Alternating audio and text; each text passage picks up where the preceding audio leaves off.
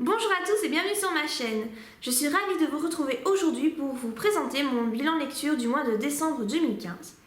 Donc tout d'abord, je voulais vous souhaiter à tous mes meilleurs vœux pour cette année 2016. J'espère que cette année sera à la hauteur de vos espérances, que vos rêves se réaliseront.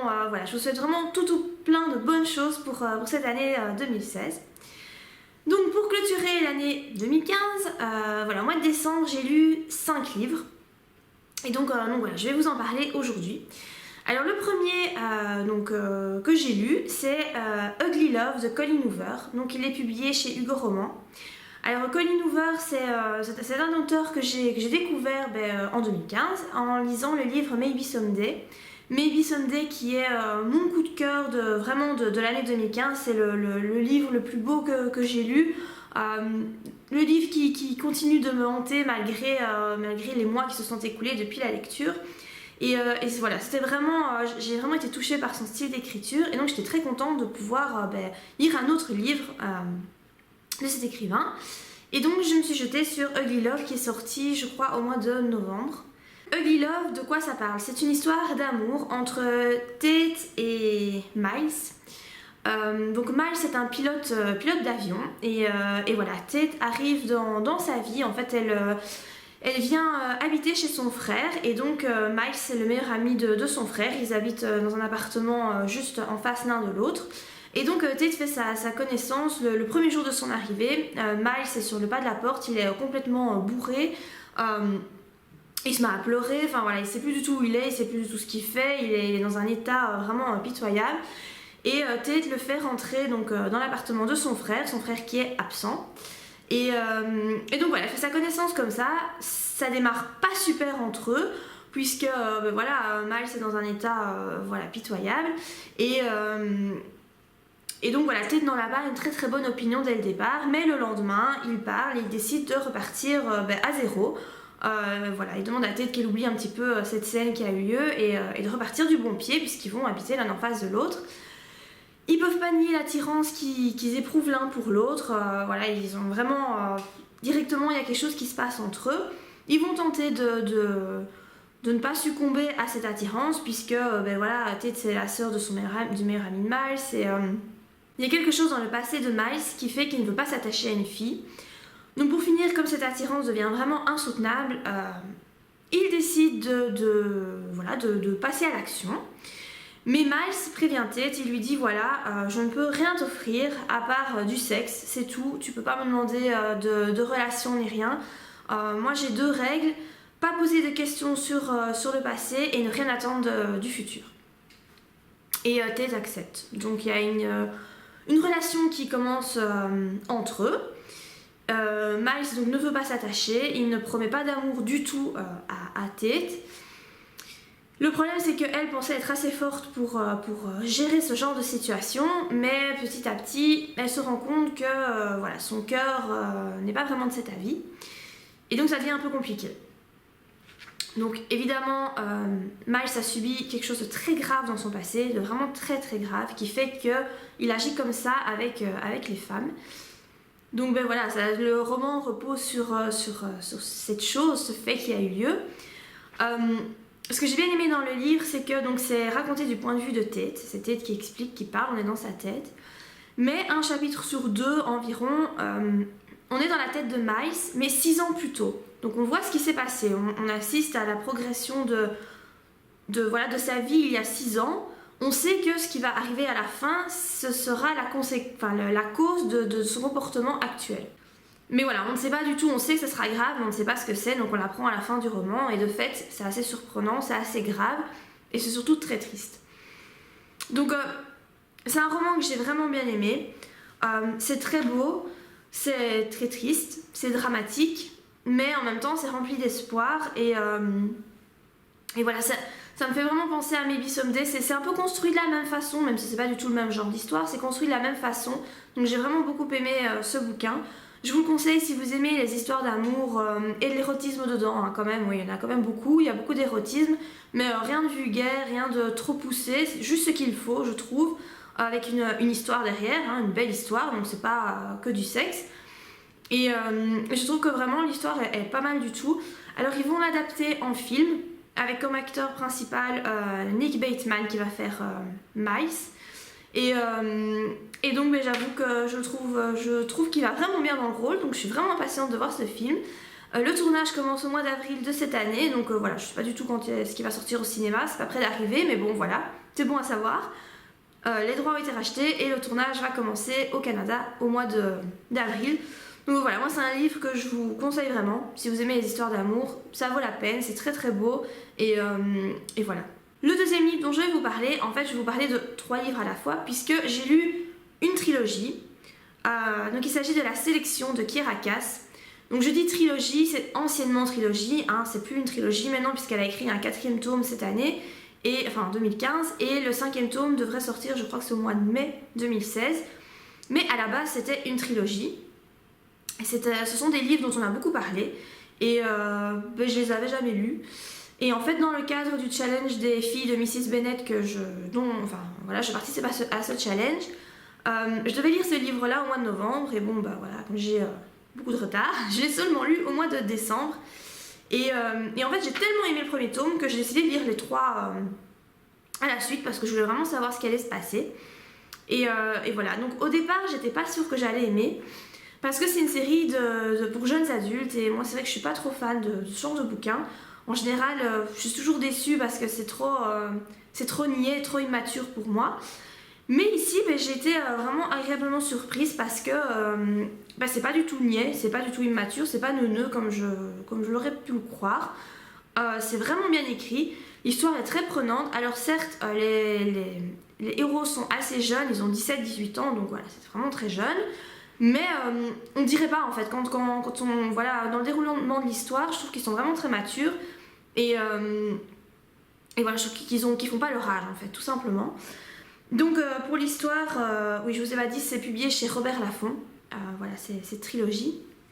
Pour l'histoire, en fait, on suit l'histoire d'America, qui est donc une jeune fille de 17 ans, qui vit dans un monde, en fait c'est une série dystopique, donc c'est un monde voilà, post-apocalyptique après, je crois la 4e guerre mondiale ou quelque chose dans ce style-là. Un système de caste qui a été mis en place, donc il y en a 8 en tout. La première étant l'élite, les riches, les beaux, le roi, la reine, voilà, tout ce beau monde. La 8 étant la classe des miséreux, des SDF, des moins que rien, voilà, de ceux qui n'ont rien, qui sont à la rue, qui sont vraiment dans la dèche. America fait partie de la classe 5, donc c'est pas terrible comme classe, c'est pas la moins bonne, mais c'est pas génial. Donc c'est la classe des artistes, elle joue de la musique, elle chante. Elle est amoureuse de Aspen qui fait partie de la classe 6, et c'est son amour de jeunesse, elle a toujours été amoureuse de lui, et elle espère qu'il va la demander en mariage. Seulement Aspen aime aussi America, mais il ne veut pas lui offrir une vie de 6, parce que la vie de 6 c'est encore pire que la vie de 5, donc c'est... tout ce qu'il va lui offrir, c'est la famine, la misère, les difficultés, etc. Il ne veut pas lui offrir ça. Du coup, il lui suggère de participer à la sélection. La sélection, c'est quoi? En fait, c'est comme le prince Maxon a 18 ans, il doit se marier. Pour accéder au trône, voilà, il doit se marier. Et pour sélectionner la jeune fille qui aura la chance de devenir reine un jour, il y a 35 filles dans la population, donc parmi toutes les castes, qui sont sélectionnées et qui vont intégrer le palais pendant un certain temps, le temps que Maxon se décide à choisir l'élu de son cœur. Et donc les jeunes filles peuvent poser leur candidature, on va dire ça comme ça, pour pouvoir peut-être avoir une chance de participer à cette sélection. Donc America, sous la demande d'Aspen et de sa maman aussi, envoie le formulaire de participation tout en se disant qu'elle ne serait jamais sélectionnée puisque c'est soi-disant un tirage au sort, ce qui n'est pas vrai, hein, c'est pas un tirage au sort, mais bon voilà, on le dit au début du bouquin, hein, donc je vous révèle pas une vérité, un truc on le dit au début du livre. Et évidemment, contre toute attente, America est sélectionnée, elle fait partie des 35 et elle intègre le palais. Elle est amoureuse d'Aspen, hein, voilà. Elle va pas se marier avec lui, du coup, donc elle est très triste, elle est vraiment très très mal. Elle rencontre le prince Maxon, donc au début elle s'en fait pas une super opinion, elle se dit, elle en a pas vraiment une très très haute opinion, mais quand elle le rencontre, elle se rend compte qu'en fait elle s'est complètement trompée sur son compte, qu'il n'est pas du tout comme elle l'imaginait, et qu'il est beaucoup mieux que ce qu'elle imaginait. Et donc il y a une amitié qui va se créer entre eux, mais elle lui dit dès le départ qu'il faut rien espérer venant d'elle parce qu'elle en aime un autre et qu'elle participe à la sélection uniquement pour l'argent que ça rapporte à sa famille, puisque les jeunes filles, la famille des jeunes filles qui ont intégré le palais ont droit à une compensation financière le temps qu'elles restent au palais. Donc elle lui dit carrément qu'elle fait ça pour l'argent. Et Maxon comprend et il accepte tout à fait et il lui dit que voilà, il ne l'éliminera pas, en tout cas dans les premières, pour ça. Et donc ils deviennent amis. Il y a une amitié qui se forme entre eux, puisque America lui dit qu'il n'y a pas d'amour à espérer venant d'elle. Mais Maxon l'aime bien, parce qu'il s'entend bien avec elle, et donc voilà, il y a une amitié qui se crée. Évidemment, comme on peut s'y attendre, puisque c'est une histoire d'amour, les sentiments vont finir par apparaître au fil des pages, au fil des tomes. Mais il y a des difficultés qui vont apparaître aussi, le monde dans lequel ils vivent n'est franchement pas rose. Le palais est très souvent attaqué par les renégats. Donc il y a les renégats du sud et les renégats du nord. Bon, je ne vais pas vous faire une description détaillée, je vous laisse lire le livre. Mais donc voilà, il y a quand même du danger, la population n'est pas toujours très contente. Ça se passe pas super en fait, c'est vraiment pas génial. Le roi, donc le père de Maxon, est pas top non plus. Voilà, il y a toutes sortes de choses qui se passent. Donc il y a les 35 jeunes filles, il y a aussi bien évidemment de la jalousie entre elles, puisque certaines tombent vraiment amoureuses de Maxon, elles le veulent vraiment, elles veulent devenir reines, elles veulent la couronne. Donc il y a un peu de jalousie qui se crée, mais c'est pas de la jalousie, c'est pas trop superficiel je trouve. Franchement je trouve que ça va. Les filles sont, voilà, il y a quelques clichés, hein. La fille qui est super belle mais qui est vraiment une grosse pétasse, qui est vraiment pas gentille, voilà, il y a celle qui est timide mais qui pourtant est très jolie et très aimée de la population.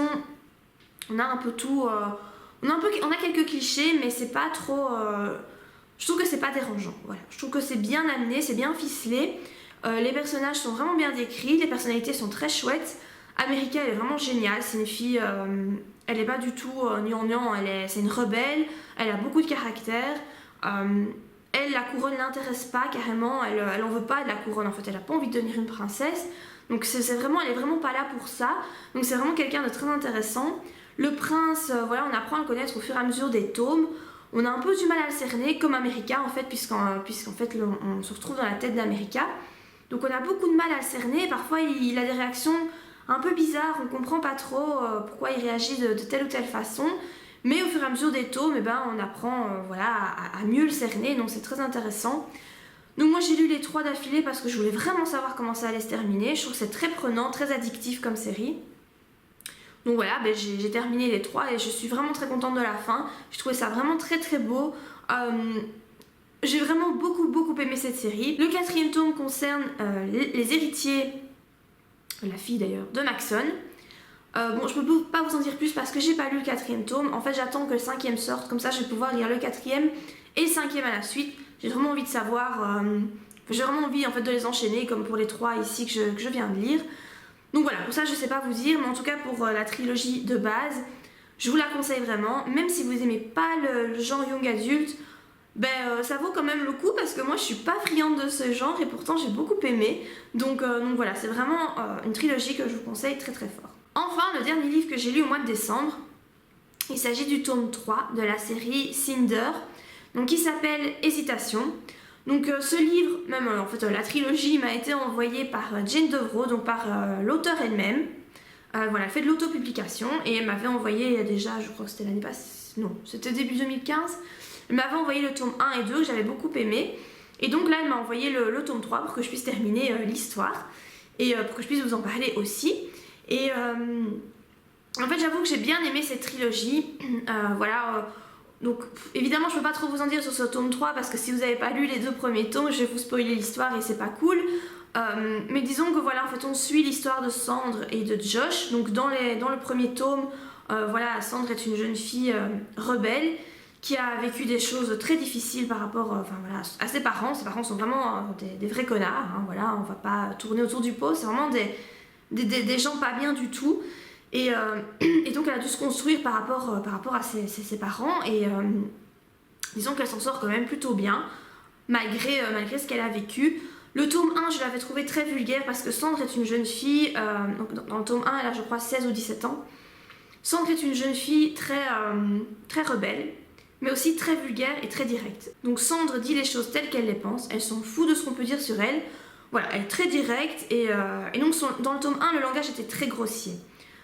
J'ai trouvé ça dommage, même si j'ai bien aimé l'histoire, j'avais trouvé ça dommage. Dans le tome 2, c'est beaucoup moins le cas. Elle est toujours un peu vulgaire, mais c'est beaucoup moins grossier et c'est plus agréable à lire, je vais dire. Et dans le tome 3, c'est à peu près comme dans le tome 2, comme dans le tome 2. Elle est beaucoup moins grossière que dans le tome 1. Et voilà, c'est pas du tout dérangeant, c'est Sandre, quoi. C'est sa façon d'être, elle est comme ça et on l'aime comme ça. Donc dans le tome 3, en fait, on suit l'évolution de la relation entre Josh et Sandre. Et on les retrouve 6 ans plus tard. On voit ce qu'ils sont devenus. Et voilà, je peux pas vraiment vous dire ce qui se passe, puisque sinon je vous raconte l'histoire et c'est pas le but. Mais disons qu'il est Sandre, il lui arrive quelque chose, un fait très inattendu. Quelque chose qu'elle va pas très bien vivre, qui va être très difficile pour elle. Et donc on va suivre son histoire et son évolution pendant tout le livre. Josh de son côté fait sa vie, essaye de faire sa vie sans Sandre, puisque Sandre ne veut pas s'engager, elle ne veut pas d'une histoire d'amour. Voilà, elle en veut pas en fait, elle a des sentiments pour Josh, mais elle veut pas avoir d'histoire d'amour avec lui, donc il est bien obligé de faire sa vie de son côté, puisque Sandre ne veut pas de lui, du moins pas de cette façon-là, alors que lui rêve de fonder une famille, se marier, tout ça. Sandre elle veut pas, donc il est bien obligé de faire sa vie avec une autre. Et donc voilà, l'histoire tourne aussi autour de ça. Donc j'ai bien aimé le dénouement final, j'ai bien aimé comment l'histoire se terminait. Je trouve que c'est comme ça que ça devait se terminer, donc je suis assez contente de la façon dont Jane a clôturé son histoire. J'étais très contente de pouvoir lire ce 3e tome, il complète évidemment les 2 premiers, donc si vous avez lu les 2 premiers, je vous suggère de lire le 3e pour savoir comment ça finit.